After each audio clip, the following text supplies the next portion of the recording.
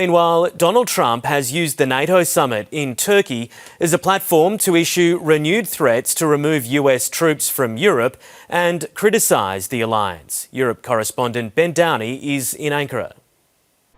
Well, it was quite the welcome that Donald Trump received from Turkish President Erdoğan, really one of the few remaining NATO world leaders still in the US president's good graces. Erdoğan made the rare move of actually greeting the US president on the tarmac, something he rarely does for other world leaders.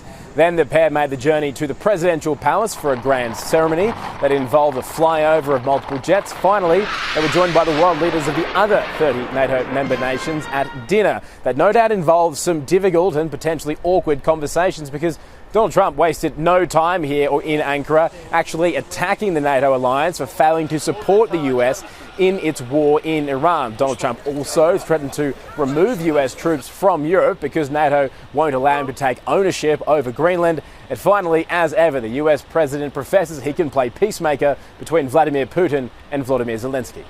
I think they both want to make a deal. It's too bad it took so long. They both want to get it settled.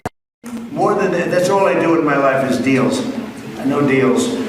And I think we're going to get it settled, hopefully soon. Lastly, it's been heavily hinted that Donald Trump will drop sanctions on Turkey, allowing it to purchase F-35 fighter jets that Australia has a role in manufacturing. That's if everything here in Ankara can continue to go to plan.